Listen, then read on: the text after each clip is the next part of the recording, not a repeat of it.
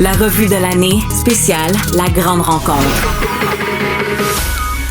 Bienvenue à cet épisode de La Grande Rencontre revue de l'année Cube Radio avec les animateurs de Cube, Benoît Dutrisac, Richard Martineau et Mario Dumont. Bonjour à vous trois. Bonjour. Est-ce qu'on est 4 hommes blancs? Ça commence très bien, cette rencontre-là. Pas sûr que... Non, mais il y a deux minorités. Philippe Vincent, il est jeune. En bas de 35. Et moi, je suis rural. C'est vrai. Ça aide. Nous, on est de la ville. On est des crapeux. C'est vous autres qui êtes out, là. Ouais. Pas de raison d'être. OK. Non, mais c'est important de Je voulais placer ça au début. Qui a le droit de parole? Qui doit fermer sa gueule? Tu sais, puis on est avertis. OK. Commençons. 2022, pour vous, si vous aviez un événement là, de l'année, Mario? Ben, je vais le dire, pour moi, c'est la guerre, il n'y a pas de doute. Mais en Ukraine. C'est de guerre en Ukraine, mais doublement, moi, sincèrement, là, je vivais avec, je vais appeler ça aujourd'hui une naïveté, mais une conscience, une certitude que je ne verrais pas ça. Tu sais, que notre vivant, mettons, en Europe, un pays débarque chez le voisin, se met à tirer des bombes, gonner le monde. Moi, la Deuxième Guerre mondiale, j'ai étudié ça, les guerres, tout ça, mais que moi, je vivais dans une époque où je ne verrais pas ça. Puis, on est tombé en bas de notre chaise. On est vraiment... Moi, la semaine d'avant, là, on recevait des experts dans nos émissions, puis ils nous disaient, tu sais, Poutine menace, jeu géostratégique, place des troupes pour mettre de la pression, pour réussir à avoir une discussion avec... Puis moi, je croyais ça au bout, là. Tu sais, je veux dire, on fait plus ça de nos jours. Non, mais je sais pas si vous avez vu le documentaire là, en 2014 où à Kiev, là, il y avait des attaques, puis c'était annoncé. Tu sais, ça faisait 7 ans, 8 ans là, que... Il y avait la guerre civile dans l'Est. La Crimée, tu sais, c'était pas nécessairement une guerre ouverte comme ça. Moi, je pensais que ça allait être une espèce de guerre civile, de milices, de pas bons, tu sais, Et quand vous voyez le documentaire, les gens se tirent, il y a des francs-tireurs qui tirent la population qui essaie de se cacher dans la rue. C'est aberrant. Puis qu'on soit passé de cet événement-là, une espèce de siège, à une guerre ouverte, puis une invasion de territoire, ça c'est une marche à suivre. Richard, ton événement de l'année 2022. Mon événement, écoute, je vais parler de la guerre tantôt dans ma personnalité de l'année, mais l'événement de l'année, c'est le retour à la normale après la pandémie. Ouais. Après 2 ans de pandémie, de revenir, aller au théâtre, aller au cinéma, voir des gens, ne pas porter de masque, et ce qu'on avait pris pour acquis pendant toute notre vie, soudainement, ça nous est redonné. Et là, my God, la vie quotidienne banale avait soudainement une saveur incroyable qu'elle n'avait jamais eue. Puis tu te rends compte, là, c'est quand on arrête de te taper sa tête à coups de balle de baseball que tu te rends compte que tu avais mal, finalement. Et c'était élevé, la pandémie. Ça a été dur, la pandémie. Et pour moi, c'est l'événement de l'année, un retour à la normale. Il y a les Iraniennes, hein? Il y a ce combat-là qu'on ne peut pas oublier non plus. Là, ça fait deux exécutions là, de types qui ont appuyé les manifestations. Fait que la police des mœurs est devenue un peloton d'exécution. Tu sais, on est moins sauvage pour les femmes qui portent mal le voile.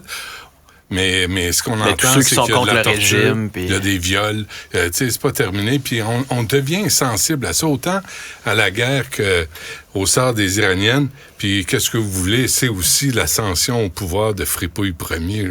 Moi, ça m'émeut, là. Tu sais, le petit-fils à maman, là, avec ses gros doigts boudinés. Oui, Charles III. C'est comme tout le monde était un peu sur les freins avec Elisabeth. Tu sais, on a vu la série The Crown, il y avait un certain respect pour le travail qu'elle a fait. Avant la naissance de tout le monde. Mais là, on attendait. Mais quand elle est partie et que le prince Charles est arrivé, puis là, on a dit, c'est pas vrai qu'on va prêter serment à lui. Lui, c'est pas vrai. Alors là, soudainement, tu sais, toutes les barrières sont ouvertes. Ça t'a fait du bien, Charles III? Moi, je suis... tu sais, mettons, The Crown, j'ai pas vu la série. La nouvelle affaire d'Harry et Meghan, j'ai pas 4 minutes. La famille royale, ça m'intéresse peu. C'est-à-dire que je suis de l'école, là, comme tout le monde. Là, c'est passé date, la monarchie, tout ça. Mais on dirait que je vais au bout du raisonnement dans le sens que ils vivent leur affaire, ils me font pas mal, ils décident de rien. Donc moi, j'ai prêté le serment, je me suis pas senti souillé parce que là, regarde, c'est ça qu'il faut faire, c'est écrit dans un vieux document, tant pis. Moi, je m'en vais là pour m'occuper d'autres affaires que ça. Mais je suis pas tellement curieux de savoir... c'est pas vrai. Non, mais la série d'affaires du prince Charles, ça m'a... Autant toute leur vie, mais... Non, mais tu sais qu'il y avait un valet qui venait mettre de la pâte à dents sur sa brosse à dents. Ça m'a amusé follement. Cette liste de 7-8 affaires, ça m'a amusé follement. Mais sinon, leur vie... Et qui repassait ses lacets de souliers. Oui, repassait. Il repassait ses lacets de souliers. Son valet faisait ça. Parce qu'il n'y a rien de pire qu'avoir des lacets. Des froissons. La vidéo où il y a avec ses doigts qui fonctionne pas, où il a souillé ses doigts, la vieille fripouille, qui est là, puis il dit, bon, c'est pas à moi à faire ça, ça, puis il prend aller à un match de soccer en hélicoptère, avoir 7 maisons, puis après, venir nous faire la morale sur l'environnement, l'écologie. Il est très soucieux de l'écologie, même que au sommet de Glasgow, il a pris à part notre premier ministre dans une rencontre non préparée, non dans l'agenda. Il a pris à part notre premier ministre, M. Legault, il y a une photo de ça, pour y parler de changement climatique. Il s'est fait poser 2 éoliennes aussi, chaque côté de la terre. Le vent feuille là-dedans. Qui a aidé le Parti québécois à se refaire, pas une virginité, une beauté. Pas à peine une beauté, mais une réputation peut-être, là, tu sais, de dire, finalement, peut-être le Parti québécois va servir à quelque chose avec ses 3 gros députés. Fait que ça, c'est pas négligeable. Moi, je vais ajouter l'inflation cette année quand même comme événement marquant. Là, tu parles de la guerre, c'est l'un des dossiers. Le prix de la laitue iceberg, 6 $ pour une laitue iceberg qui n'a aucune valeur nutritive. Hein. Quand la laitue coûte ça, là, garde ton argent pour acheter de la viande. mais moi, j'arrive pas à trouver... Tu sais, je comprends là, le pétrole et tout ça.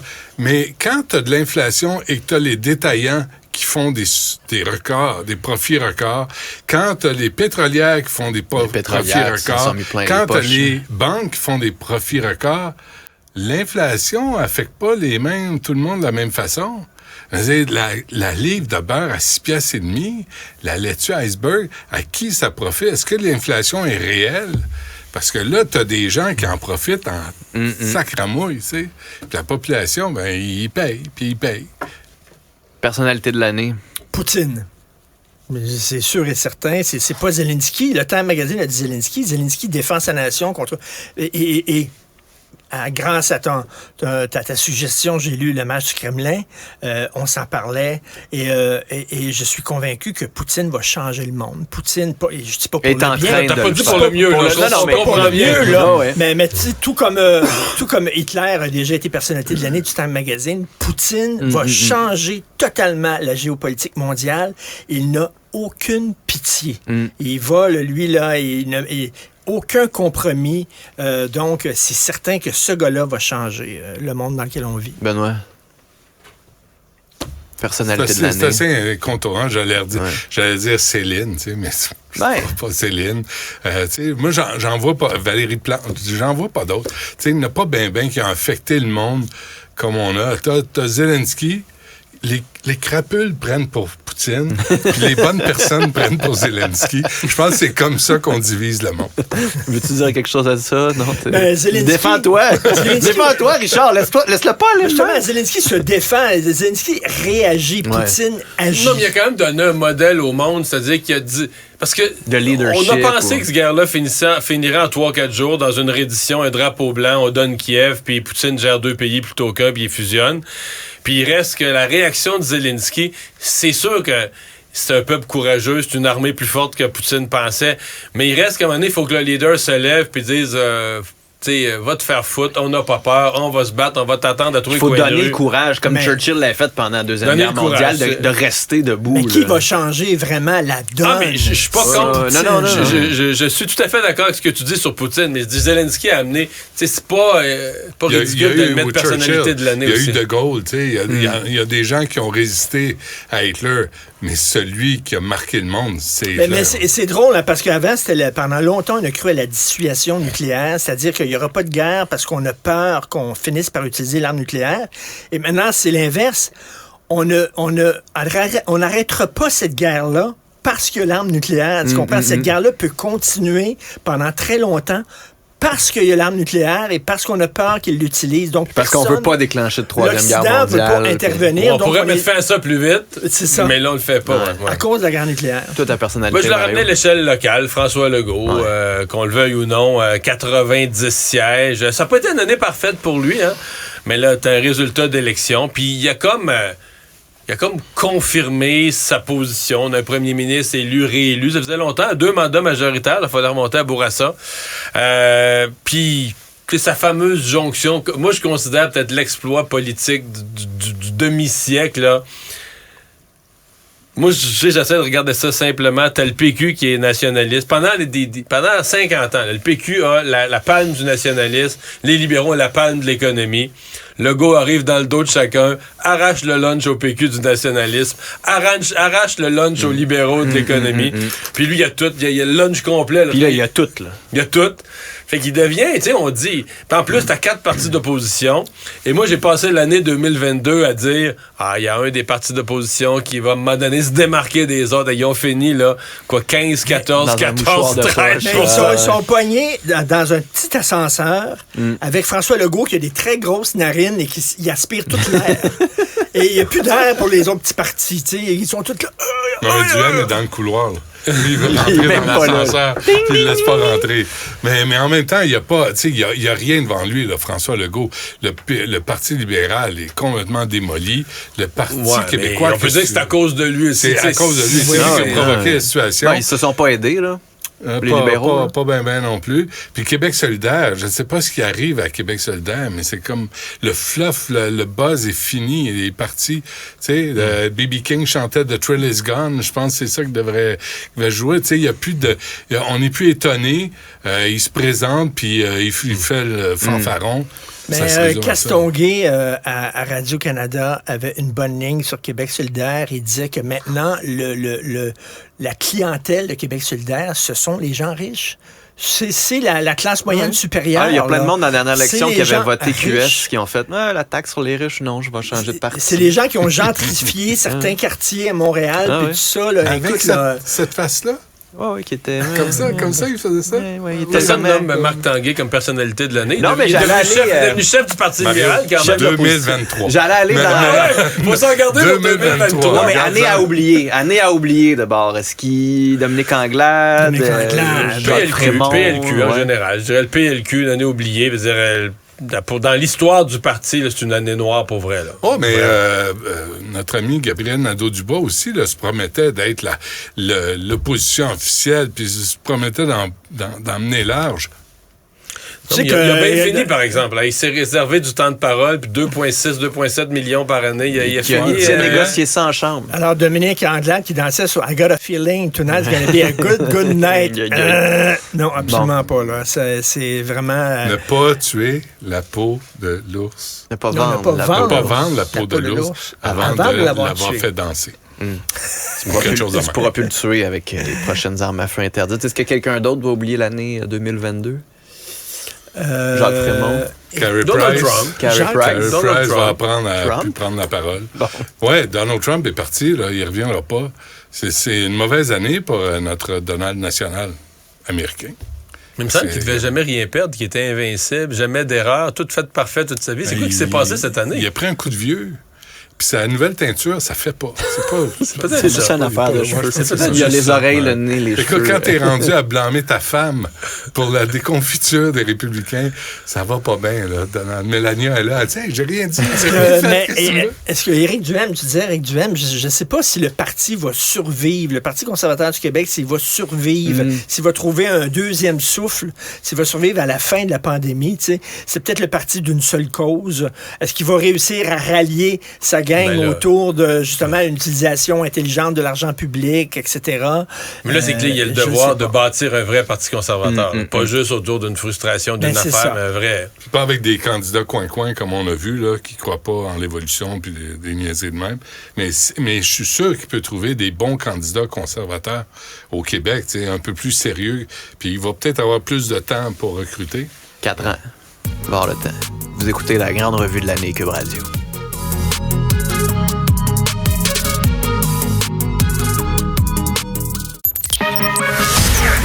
La revue de l'année spéciale La Grande Rencontre. La dernière année a été marquée par la fin de la pandémie, le convoi des camionneurs. On en parle avec Benoît Dutrisac, Richard Martineau et Mario Dumont. Messieurs, Benoît, ramène-nous en février. Terminé, la pandémie, là. Il y a des éclosions les mesures sanitaires. Non, les hôpitaux débordent. L'année passée, croyait pas à la même heure, là, ouais. si t'avais fait ça. Tu mangeais une volée. Je pense que tu te serais fait arrêter. L'année passée, on annulait tout. Décembre, tout ça, c'était Omicron. C'était le pire de toute la pandémie en termes de nombre de cas. Non, mais mettons, OK, au Québec... Mais contrairement à la Chine, la pandémie, les mesures sanitaires, c'est derrière nous. Mais juste aider la laine, ça ferait du bien. Juste la santé, c'est pas grave. Parlez-vous, là. Juste messieurs. Une petite menthe. Richard, c'est quelque chose. Écoute, sur les camionneurs, il y a une affaire que j'avais beaucoup de difficultés cette année avec les gens qui disaient oui, mais quand même, il faut les comprendre. Il y avait une certaine douleur, il y avait une certaine souffrance. C'est ces gens-là. Faut pas non plus les juger. C'était des coucous. Arrêtez, là. Hein? Écoute, là, attends une minute, là. C'est soit des gens qui étaient, je trouve, égoïstes en disant, moi, je veux pas me faire... Toi, tu parles, mettons, des camionneurs qui sont restés 3 semaines. Complotistes et tout ça, là, ceux qui étaient vraiment crinqués, là. Je m'excuse, mais ils ont fait suer tout le monde dans ce coin-là du pays. Écoute, vraiment, là, j'ai beaucoup de difficultés à avoir une certaine compassion pour ces gens-là. Ils n'en ont pas eu de compassion, eux autres, vis-à-vis des gens qui étaient malades puis qui ont attrapé la COVID. Il n'y en avait pas du tout. Là. Mario? Mais c'est parce que, mettons, on vit dans une société, bon, t'as les libertés qui ont été défendues, mais ce qui était étonnant, c'est quand tu ramènes ça, tu te dis, OK, là, ils font une manifestation, ils sont rendus à Ottawa, ils sont à 4000 km de chez eux, puis tout ça. Pourquoi tout ce trouble-là? Ben là, c'est parce que là, le gouvernement m'enlève mon emploi. Non, mais il t'enlève ton emploi, pourquoi? C'est parce que c'était un vaccin gratuit. Il y avait probablement une clinique à 3 minutes de chez vous. Puis t'es pas allé le chercher. Il t'enlève ton emploi vers les États-Unis. Oui. Non, mais ouais, c'est ça. Le camionneur. Pas à travers le Canada, mais à traverser la frontière. Mais tu dis, il me semble que c'était plus simple d'aller chercher le vaccin que de faire tout ce chiard-là, bloquer la ville d'Ottawa, faire 4000 km de camion. Et que là, ce que ça veut dire que le vaccin, tu le veux vraiment pas. Alors que le vaccin, tout est correct, tout le monde l'a eu, tout le monde est resté. Parce que là, toi, tu penses qu'il va y avoir des morts. Tu trouves pas que c'est un peu. Mais c'est coucou, je suis d'accord avec toi. Mais tu trouves pas que c'est parce que t'as lu des affaires de coucou, t'as lu des faussetés, tu penses que le monde va mourir ou qu'ils vont devenir stériles. Parce c'est tout pas vrai. C'est une réflexion. Tu t'es fait embarquer dans des affaires. C'est un réflexe d'enfant qui ne veut pas manger ses légumes parce que son père lui dit de manger ses légumes. Tu comprends, là, il est en réaction, il est en opposition. Mais il y a eu des enjeux. Il y a eu des enjeux chez certaines personnes. Il y a eu des myocardites. Moi, je vais toujours répéter, si les vaccins avaient été accessibles qu'à l'élite, les gens d'affaires, les vedettes, là, ça, c'est l'erreur des gouvernements. Là, ils seraient descendus dans la rue pour exiger d'être vaccinés. Parce que là... Mais ça, c'est la plus belle vérité. Là. Moi, c'est ma thèse. Puis c'est là le gouvernement a commis une erreur. Ouais. Il aurait dû dire, à la première étape, il y a des gens plus importants à vacciner. Ouais. Le Parlement, les PDG de compagnie. On n'en a pas assez. Il n'y en a pas assez de produits. Là, il aurait été dans la rue, klaxonner. On veut être vacciné. Ils investissent les lieux de vaccination. Ils prennent en otage les infirmières. Bref. Mais ça a quand même... C'est ça. Non, c'est tellement ça. Ouais. Mais ça a quand même amené la loi sur les mesures d'urgence. Là. Ça a quand même amené l'une des lois les plus... Est-ce que c'était une bombe pour tuer une mouche? Est-ce qu'ils avaient vraiment le choix? Est-ce qu'il y avait vraiment le choix? Mais est-ce qu'on s'offusque de pas grand-chose? Parce que dans certains pays, il n'y aurait pas eu de loi.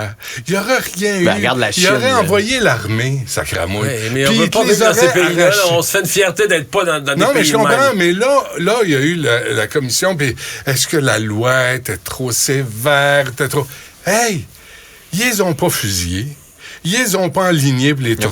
Il n'y a personne de mort. Il n'y a personne de mort. On leur a pas arraché une dent avec des pinces. Mais cette loi-là, tu l'utilises en dernier recours. Ça, lorsque la sécurité de l'État est en jeu. Non. Quand, par exemple, des gens entrent armés au Capitole, tu utilises ce genre de loi-là qui est est-ce que vraiment la sécurité et l'avenir du Canada étaient en jeu? Benoît. Avant qu'ils rentrent au Capitole, moi, je trouve que ça a pris du temps. Puis là, on s'offusque parce qu'il y a une loi d'urgence. Ben oui, puis faites-le au plus sacrant. Parce que vraiment, peut-être ça a épargné des dérives ou des... Tu sais... la violence qui éclate. Peut-être ça nous a épargné vraiment mais la police, premièrement, crise. c'est la police d'Ottawa n'a pas fait sa job. C'est le premier problème. Ça aurait pu se régler au niveau municipal par la police d'Ottawa. Slowly. Y a-tu quelqu'un qui portait bien son nom cette année que M. Slowly? Mais d'ailleurs, les experts... Il y a Mme Petitpas aussi pour la défense de la langue française. Mme Petitpas portait très bien son nom aussi. Non, mais les experts disaient avant, la première chose à faire, là, c'est des gros camions, tout ça. Tu laisses pas s'arrêter. Tu laisses pas rentrer dans une ville. Ouais, mets des blocs de ciment. Laisse-les pas rentrer dans la ville, parce qu'une fois rentrés dans la ville, ils vont tout embourber. Ça va devenir facile pour eux de tout congestionner le centre-ville. Fait que la police d'Ottawa a tout...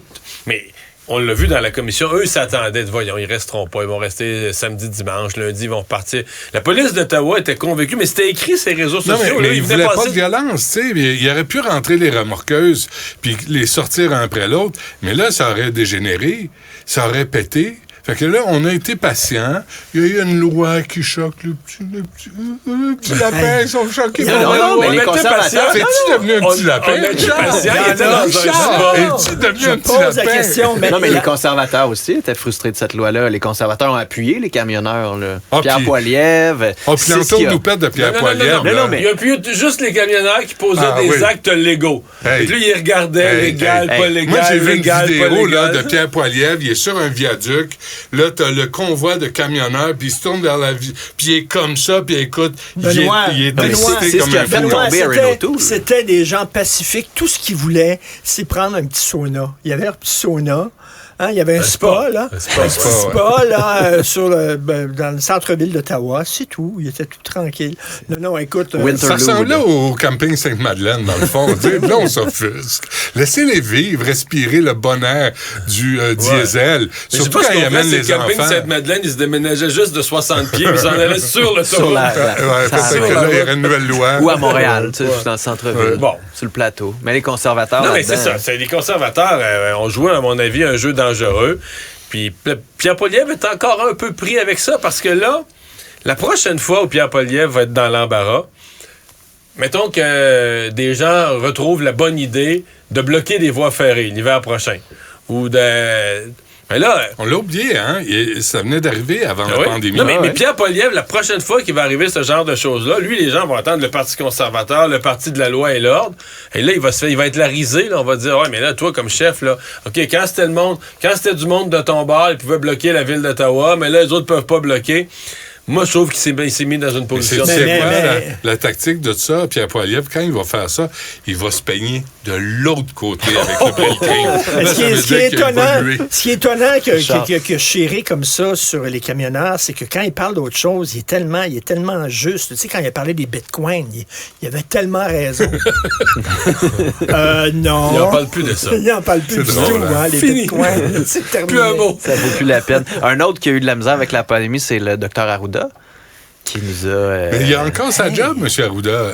Puis, pas la même. Tu te souviens, il a encore sa paye. Une des dernières entrevues au Frontiera, avant que la pandémie éclate, là, on ferme tout, tu te souviens, il était venu avec Caroline Quach, Martin Carly, puis il m'avait dit, mais le masque, on se met les doigts dans le nez, les doigts dans les yeux. Tu sais, je veux dire, vous êtes une gang d'imbéciles, de cabochons.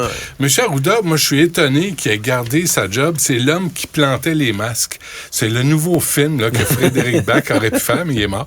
Mais écoute, j'en viens pas. Il est encore payé par l'État après avoir dansé sur TikTok, puis qu'on sortait 48, 50 morts tous les jours du CHSLD. Au début, pas tout, non? pas plus. Peut-être au début, on avait besoin de lui parce que les gens étaient inquiets, puis il réconfortait les gens, réconfortait le monde mais et tout il ça. disait pas de porter le masque. Rapidement, on a vu quand même qu'il était assez limité, là, quand même, là. Monsieur Arruda. Moi, je suis moins sévère. Je pense que le Dr Arruda était dévoué. Il a voulu bien faire les choses. Moi, il était au Maroc quand ça pète. Ça, j'en reviens pas. Ça, je suis pas remis de ça. Il faisait des blagues. Mais je pense que le changement, le gouvernement aurait pu le faire un peu plus tôt. Ouais. Je pense que le gouvernement avait constaté. Il y a eu un petit peu de paresse du côté du gouvernement. On n'a pas voulu le désavouer.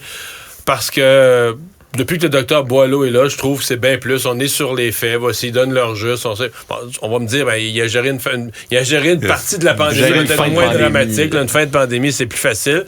Mais je pense quand même qu'il est plus sur les faits. Il est plus rassurant. Il est plus rassurant pour vrai. Là. Pas rassurant en disant, on va te faire des tartelettes, là, mais rassurant en disant, voici leur juste. Puis, tu sais, conduisez-vous en fonction de ça.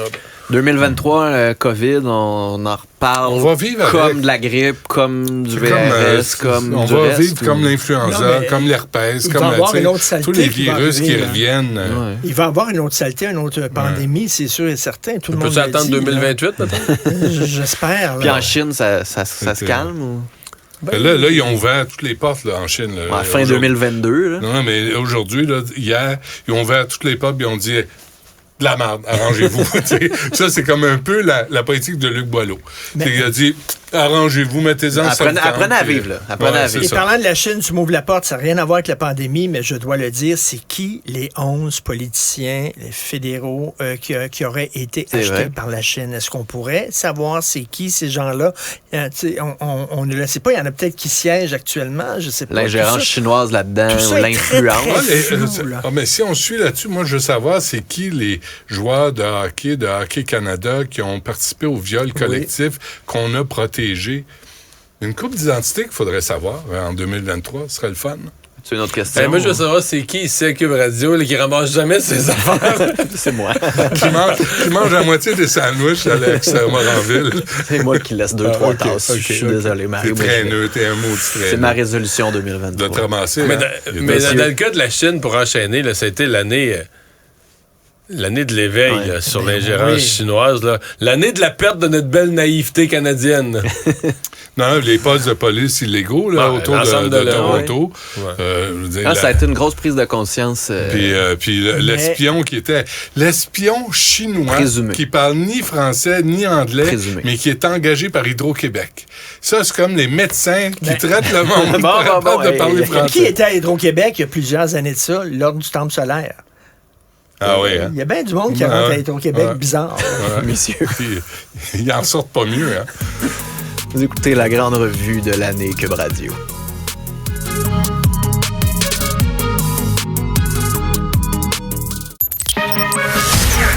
La revue de l'année spéciale La grande rencontre. À la fin de l'année 2022, on a réalisé que ça allait mal en santé, dans le réseau de l'éducation, en justice, en fait un peu partout dans l'émission principale de l'État. On en parle avec Benoît Dutrisac, Richard Martineau, Mario Dumont. Mario, est-ce qu'au Québec, ça se peut encore recevoir les bons services? Oui, on reçoit des services. Là, je veux dire, les écoles sont ouvertes, puis les hôpitaux, je veux dire, c'est un accident grave. Celles qui sont pas trop maganées, non, les écoles. C'est un accident grave, on va t'accueillir, puis tout ça. Mais est-ce qu'on est pogné avec un problème de main-d'œuvre pour... on en parle toujours comme si ça allait se résoudre le mois prochain. Là. Pour la prochaine décennie, il y a un peu plus. Il va y avoir plus de retraites de baby boomers que de jeunes. Donc, on est pris dans un problème de main-d'œuvre. L'affaire qui m'inquiète dans ça, c'est que ce qu'on aurait besoin d'entendre, c'est que tout le monde est prêt à en faire un petit peu plus, parce que là, il y a moins de monde. Fait que si tu divises la quantité de travail par moins de monde, il faut que chacun prenne une plus grosse tâche. Et là, pour la prochaine négociation, déjà, l'ensemble des syndicats du secteur public disent « nos tâches sont trop grosses, on va en faire moins ». Je sais pas. Mais, moi, je pense en santé, ils peuvent pas en faire plus. Honnêtement, là, quand ils sont rendus à faire du temps supplémentaire obligatoire, non, on se comprend. C'est pas un 2 heures, là, c'est pas une demi-heure, c'est un autre 8 heures à s'occuper d'êtres humains qui sont malades, vulnérables. Faut pas qu'elles fassent de gaffe, faut pas qu'elles se trompent de médicaments, faut qu'elles prennent les bonnes décisions. Je veux dire, c'est inhumain de on est-tu prêt à ouvrir la discussion sur avoir moins de services, dire en santé, ben, moins d'urgence à Montréal, puis on y va plus à l'urgence, puis on se soigne nous autres mêmes, puis on s'arrange. Apportez vos bandages. Non, mais on est dû pour une deuxième révolution tranquille. Il y a eu une révolution dans les années 60, on s'est donné un État moderne, fort, qui sentait le neuf, puis tout ça, mais qui répondait à des problèmes de ces années-là, avec des solutions de ces années-là. Là, 40 ans, 50 ans sont passés et on répond à des questions et des problèmes d'aujourd'hui avec des moyens des années 60, d'antan. On est dû pour se redonner, pour revoir la place de l'État. Mais on dans l'a notre mal prévu. société, Là. là. Je veux dire, on a mal prévu le fait qu'elle allait manquer d'infirmières. On a mal prévu Là, le fait qu'elle allait manquer de médecins. S'il y a quelque chose là, que tu peux prévoir, c'est bien la démographie. Non, mais s'il y a quelque chose que tu peux prévoir là, 50 ans à l'avance, c'est bien la démographie. Comment ça se fait? On a vu la vague venir, puis on jouait sur le bord de la plage à faire des châteaux, puis la vague arrivait, là. Puis bon, on est peu attendre. C'est pas d'aujourd'hui là, que c'est 120, 140 là, le taux d'occupation des civières à l'urgence. C'est pas d'aujourd'hui. On le voit depuis des décennies, au moins 20 ans, qu'il y a des problèmes dans les urgences. Là, on cherche 1400 profs en éducation. Moi, la question que je me pose, c'est Danielle McCann, comment elle se sent aujourd'hui? Parce que M. Legault a dit, oh non, on va changer ça pour un homme, là. Un bon gestionnaire. M. Dubé, il connaît ça. Il connaît rien, M. Dubé, en santé. Rien.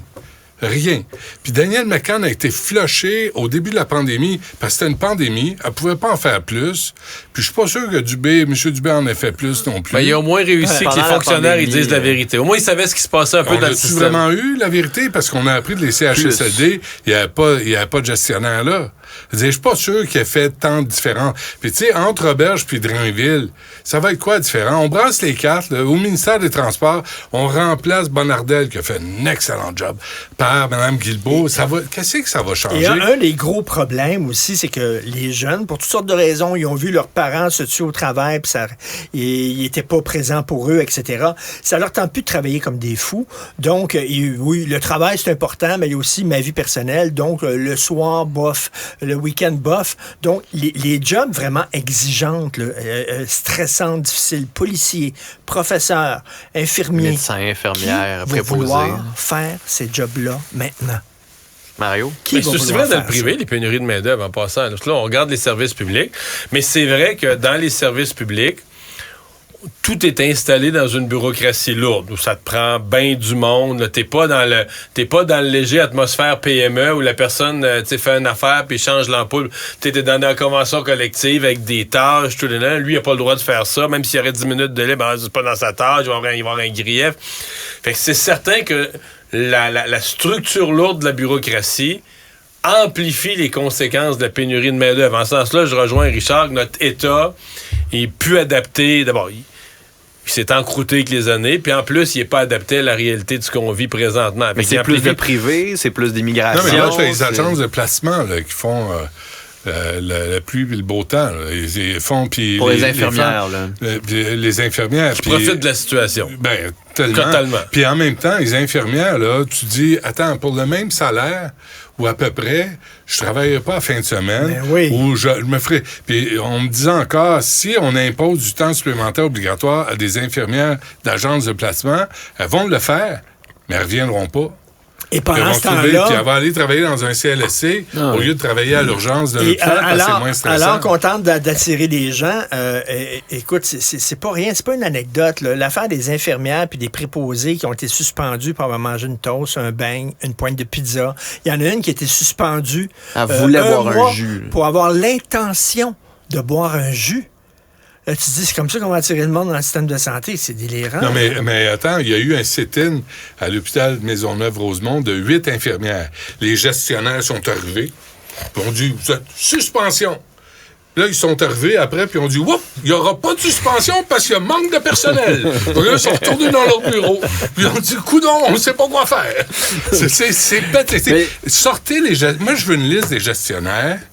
Puis je veux qu'on en coupe la moitié puis qu'on les envoie travailler sur le terrain. Fait que c'est un enjeu de gestion. C'est un enjeu de gestion. Ouais, mais on n'a plus de...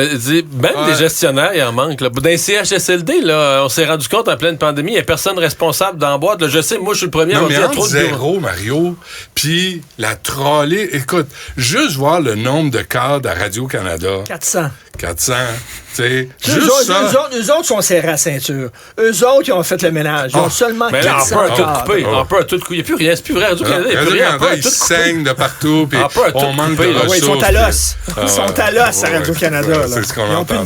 Mais s'il y a autant de cadres à Radio-Canada, je soupçonne qu'il y en a quelques-uns au ministère de l'Éducation puis au ministère de la Santé.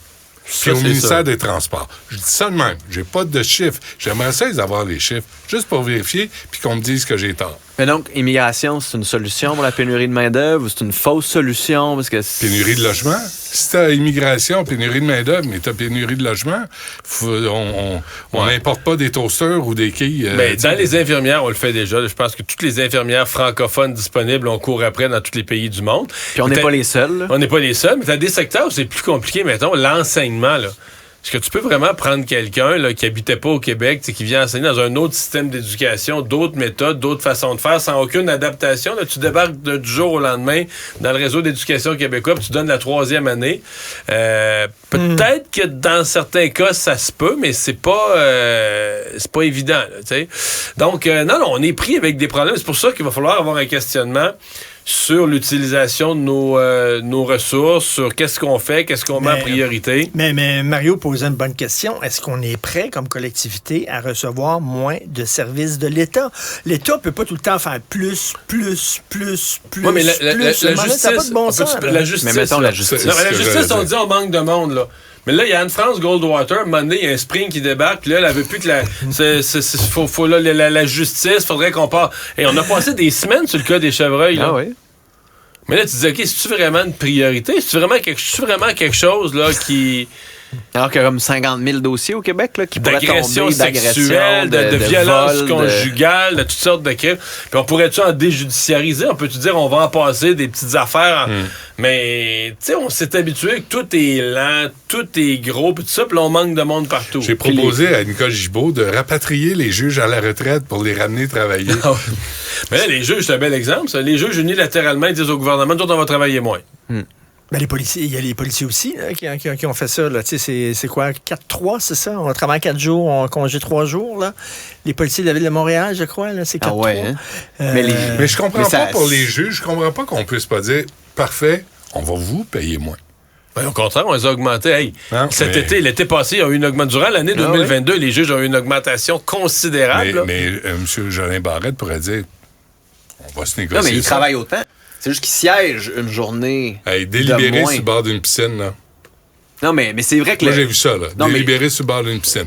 Là, tu dis, c'est correct. Je suis sûr qu'il pense à son affaire. Mais c'est vrai que leur travail est plus compliqué. C'est vrai que les jugements sont plus complexes. De toute façon, la bonne nouvelle, c'est qu'on n'aura plus besoin de tribunaux parce que maintenant, c'est sur les tribunaux populaires. Maintenant, c'est sur Internet qu'on accuse les gens, qu'on les condamne, qu'on leur fait perdre leur job et tout ça. On n'a plus besoin maintenant de la présomption d'innocence, un avocat de la défense, un avocat de la couronne. C'est le vieux monde. Qu'est-ce que vous êtes là? Vous êtes dépensés. Maintenant, tu donnes un nom sur Internet, puis ça vient de finir, ça se règle. Gérons les chevreuils sur Internet. Ce serait ça la solution. Anne-France Goldwater et lettres ouvertes. Moi, Anne-France Goldwater, je me réserve un petit peu là parce que je veux pas me faire poursuivre. Mais elle m'étonne pas. Elle m'étonne pas. Elle m'a pas étonné pour les pitbulls. Elle m'étonne pas pour les cerfs. Mais le système craque de partout, ça c'est sûr et certain. Il craque de partout. Est-ce que ça va craquer encore plus? On n'a pas parlé du fédéral, là. Parce que je me souviens quand même d'une époque où on citait un exemple, même à l'ENAP, à Québec, on était un peu jaloux, de la compétence, de la fonction publique fédérale avec les passeports. T'as eu du fun, toi, pendant les passeports? Non, mais passeports, immigration, là, à la fin de l'année 2022, on apprenait qu'ils envoyaient des dossiers d'immigrants à des agents qui n'existent plus. Ou qui travaillent plus là. Qui travaillent plus là depuis 10 ans. Il y a des milliers, peut-être, d'immigrants qui attendent en disant « Mon dossier est il est pris en charge. » Alors, c'est un retraité qui l'a dans... C'est un retraité qui l'a dans son système, mais il n'y a plus accès au système. Et attends une minute, combien d'argent a été donné en trop pour la PCU? 27 milliards de dollars. 27 milliards de dollars. Là, il y a des nouveaux programmes qui s'en viennent, de soins dentaires. Ceux-là, ça va bien aller, je suis confiant. Ouais, t'es confiant, Mario. Messieurs, vous écoutez la grande revue Cube Radio.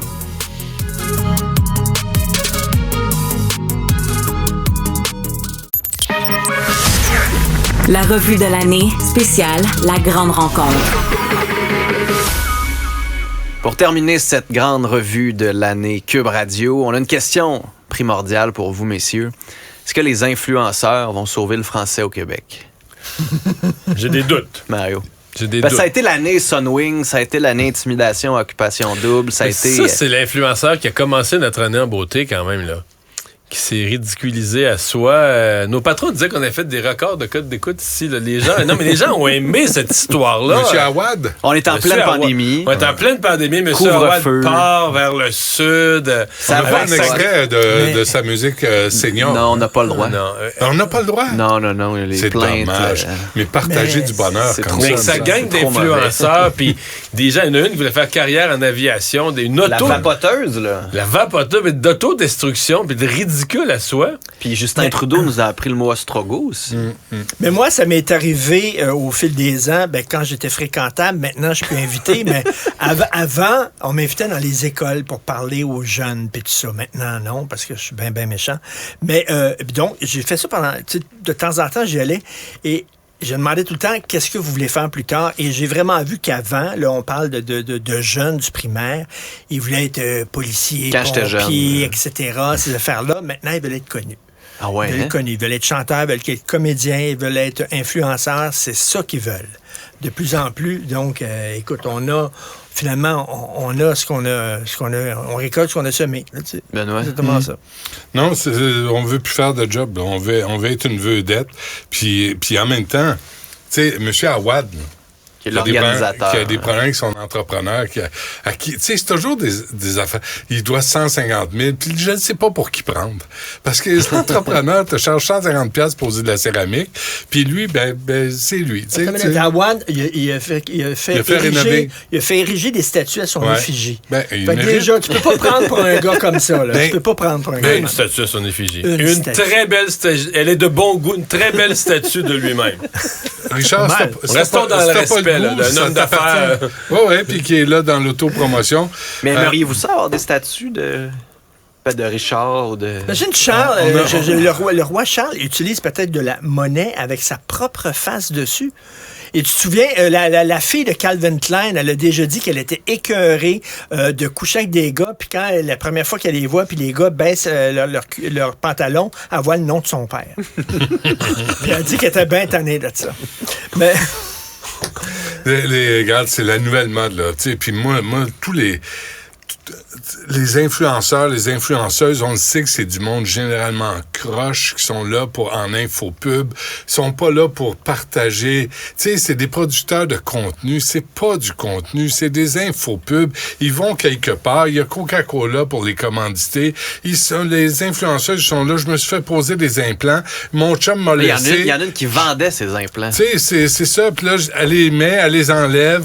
Il y a zéro contenu. C'est la pollution intellectuelle. Et que dire de la fille qui se faisait rentrer des petits jelly beans dans le Schtroumpf, là? Ou qui vendait ses pets? Oui, il vendait ses pets. Mais OK, mais vous autres, vous parlez des influenceurs avec compétences. Vous passez vraiment beaucoup de temps sur TikTok pour savoir tout ça. Zéro. Moi, je suis zéro. Mais là, comment vous savez ça? Mario, tout le monde. Vous avez entendu parler. Comment on sait ça, Mario? Parce qu'on regarde autre chose que du football dans la vie. Mais attends une minute. À l'Expo, tu pouvais acheter des canettes de l'air de l'Expo. C'est vrai. Mon père en avait acheté. Il y avait des canettes de l'air de l'Expo. Donc, ça ou les pets d'une influenceuse. Peut-être l'odeur à l'époque, c'était pas mieux non plus. Montréal était pollué. Mais Mario, tu sais, ce vol Sunwing, cette nouvelle classe de gens qui vivent de ça et avec OD. Non, mais moi, ce que je me suis quand même aperçu, c'est que c'est parce que c'est les jeunes. C'est plus inquiétant pour les jeunes. Parce que ce qu'on s'est aperçu avec l'affaire de Sunwing, c'est qu'il y a une majorité silencieuse là, qui prenait un malin plaisir à se moquer de ça. Je veux dire, si les gens étaient aussi intéressés à parler de cette histoire-là, à entendre parler de cette histoire-là, c'est un certain mépris pour dire, hey, gars, c'est un niaisage d'influenceurs, là. Ça a comme... On a comme vu le paroxysme de la connerie, de la bêtise, puis là, on a le droit d'en rire, puis on le laisse à la place publique, puis on rit d'eux autres aller retour. Puis ils gossaient parce qu'on était en pandémie. Mais le monde était content quand ils ont reçu des amendes. Mais reste que il faut le dire quand même, puis je le dis sans ironie et sans sarcasme, ce sont des gens extrêmement débrouillards. C'est des gens qui se sont mis très riches, OK? Là, c'est pas évident. Là, ils ont parti leur propre business. Ils se sont brandés eux-mêmes. Quelques-uns, oui. Il y en a des riches là-dedans. Il y en a qui louent une Maserati une fin de semaine, ils posent dans un bar, puis là, ils retournent la Maserati, puis ils disent, regarde le genre de vie que je mène, mais ils n'ont pas d'argent devant eux autres. Là. Il y en a qui ont beaucoup moi, ce que je trouve le plus déplorable là-dedans, c'est qu'on en fait des vedettes. Mais là, c'est rendu que la télé les invite. Là, on veut avoir, tu sais, on veut faire des suivis. Les journaux parlent d'eux. Mais c'est ça, les télés les invitent. Parce que là, ils se disent, comme il y a... comme les jeunes 300 000, sur eux. Non, mais comme il y a 300 000 followers, abonnés, là, il va dire qu'il est venu à la TV. Fait que là, c'est du monde qui va parler de mon émission. Mais tu sais, la fille de l'UQAM... Hélène Tout le monde connaît, là, la fille de l'UQAM.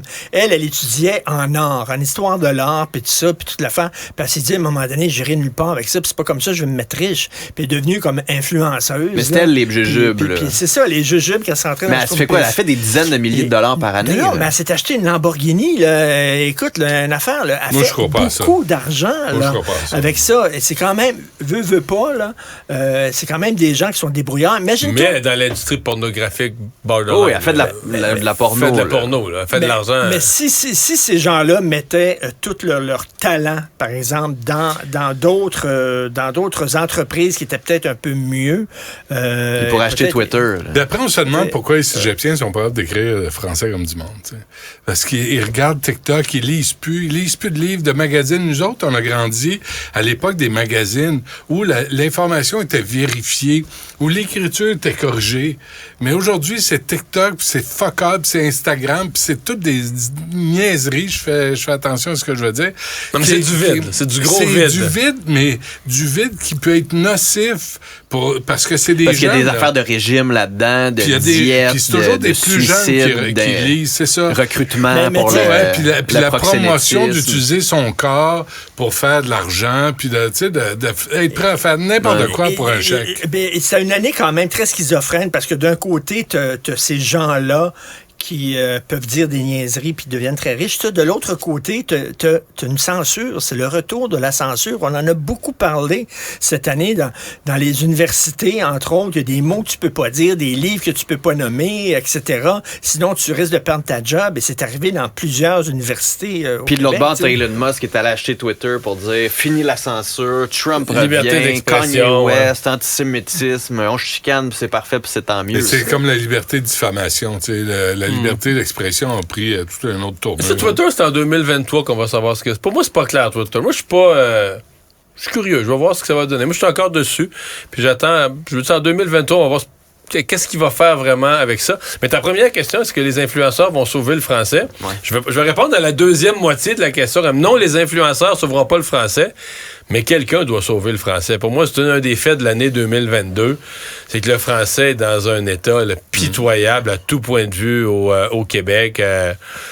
Hey, Réveil national. Avez-vous entendu le cri de ralliement du Réveil national? Sont-ils endormis? Ben voyons. Il n'y a pas de réveil national. Là, ils font un petit caca nerveux parce que la nouvelle sort. Mais avez-vous vu Roberge organiser autre chose depuis? Le réveil national est nul. Mais c'est quoi? C'est l'immigration? C'est les francophones? C'est l'affirmation du français. Nous sommes les premiers responsables, nous, les francophones. Regarde les cégepiens qui font 5 fautes aux 20 mots, à peu près des fautes grossières, là, des fautes qu'on voyait avant dans des devoirs d'enfants de 9 ans. Littéralement, ils sont au cégep et ces gens-là vont être acceptés à l'université. Et on a créé un système d'éducation de marde, excusez-moi, puis à force de vouloir baisser la barre, puis dire, l'estime de soi, c'est tellement important. Si on lui donne une mauvaise note, il va pleurer, son estime va être en 1000 morceaux, donc on va dire, hey, c'est beau, tu as eu 20 sur 100, mais 20 sur 100, bravo, t'es correct. Fait plus doubler, on va donner ton... Non, mais 2023, c'est l'année où on règle ça, hein? Ça se règle en 2023? Non, je crois que ça va se régler, mais je pense que le combat pour le français, oui. Moi, je pense qu'on va sentir un autre tour de roue. Ah non, moi, j'ai zéro optimisme face à ça. Là. On s'en va pas dans la bonne direction. On n'a pas de chef, de leader là, pour nous organiser vraiment une relancée du français. Puis on respecte pas la langue. Soit on défend vigoureusement le français, ou soit on se met tous à l'anglais, parce que là, il y a un prix à payer seulement français. Si on était en anglais, toi, tu serais à CNN, peut-être The World Over, si tu étais en anglais, là, tu sais, là, vas-y, qui sait? Mario Duman World War. You bet, là. Peut-être que tu serais à Rebel News. Là, on ça allait bien, là. Messieurs, merci beaucoup, Benoît Dutrisac, Richard Martineau, Mario Dumont, pour cette grande rencontre, revue de l'année Cube Radio. Vous pouvez l'écouter écouter. Vous pouvez écouter toutes les autres rencontres de l'année et sur le site Cube Radio avec des balados en vidéo, en audio, cube.ca. Bonne année.